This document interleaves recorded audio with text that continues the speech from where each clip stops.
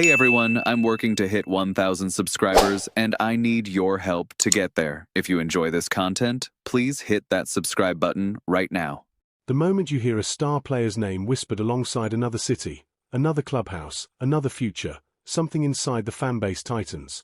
Because hope has a sound when it cracks, and right now that sound is echoing through Toronto.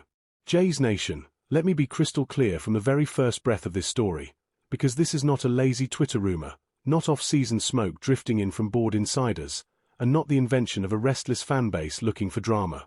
If Bo Bichette truly starts glancing toward the exit door in Toronto, and if the Philadelphia Phillies become that quiet, persistent magnet pulling at his thoughts, then this stops being about a shortstop and becomes a mirror held up to the Blue Jays organization itself.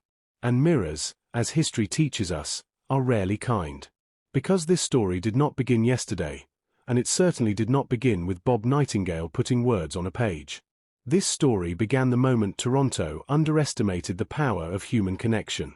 When a player of Bichette's caliber feels drawn toward another franchise not because of money, not because of location, but because of a coach you allowed to walk away, then the problem is not Philadelphia. The problem is internal.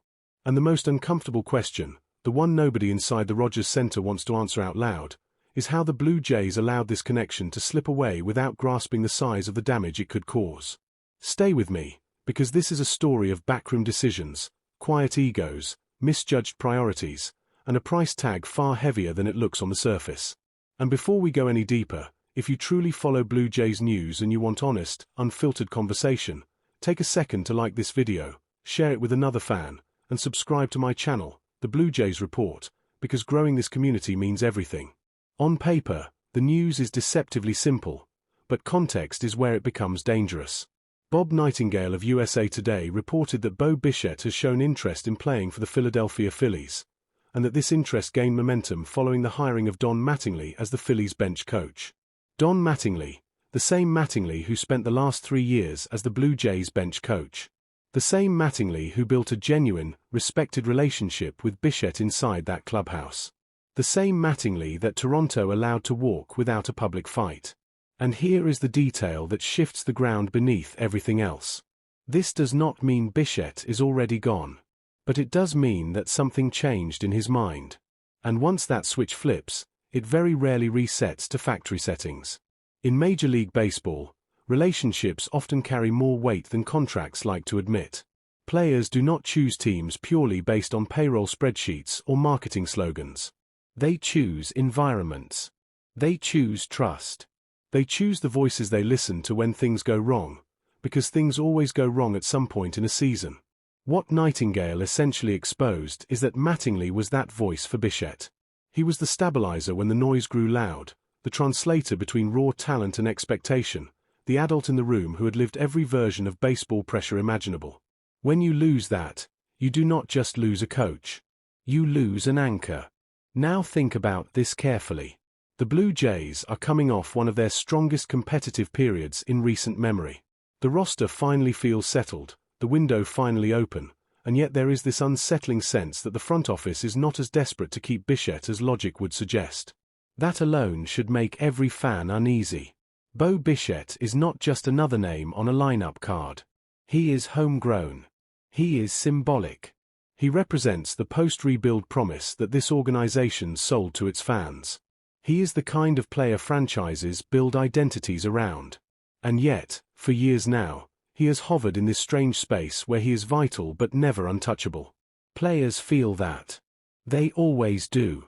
From an analytical point of view, the case to keep Bichette is obvious. He is still in his prime, his talent is undeniable, and while his next contract will be expensive, it is the kind of expense serious contenders absorb without blinking. But baseball is not played on spreadsheets alone. From a human perspective, this is where the cracks begin to show. Mattingly was not merely a bench coach ticking boxes. He was a bridge between staff and players. He carried the authority of experience and the respect that allows honesty without resentment. When you remove someone like that and fail to replace the role properly, a void appears. And voids in clubhouses do not remain empty for long. What Toronto does not want to confront is that the Blue Jays have been quietly stacking small structural losses behind the scenes. Nothing explodes all at once. It erodes. It is the decision you downplay today that charges interest tomorrow. One coach here, one voice there, one moment of hesitation instead of conviction. Over time, even the strongest foundations begin to feel unstable. And players, especially elite ones, sense that instability long before fans do. Meanwhile, look at the Phillies. They are not just collecting talent, they are collecting comfort. They understand that a championship window is not simply a matter of batting orders and rotations. It is psychological. It is about knowing that when the bat goes cold or the pressure mounts, there is someone in the room you trust implicitly. If Bichette sees Mattingly as that safe harbor, then Philadelphia stops being a hypothetical destination and becomes a planted idea. And planted ideas grow, especially when watered by uncertainty. What makes this situation even more uncomfortable for Jays fans is the silence.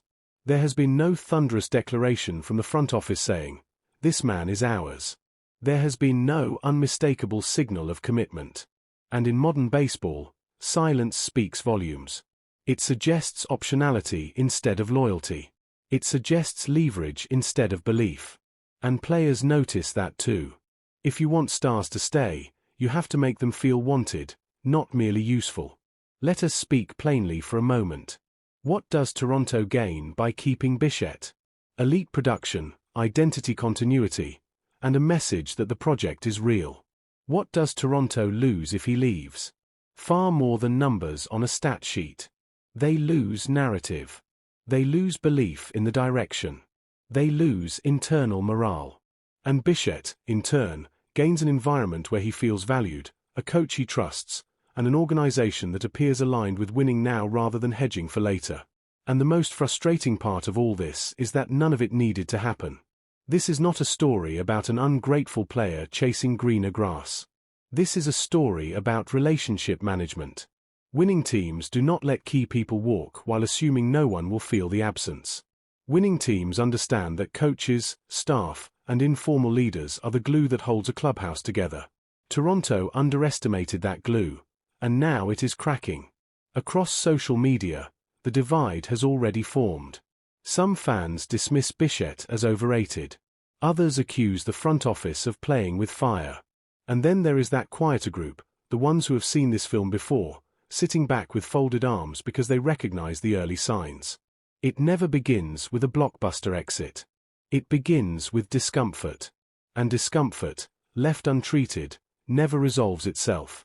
So the dilemma sharpens. Will the Blue Jays act with urgency, clarity, and conviction? Or will they watch as another cornerstone quietly imagines a different jersey, a different dugout, a different future?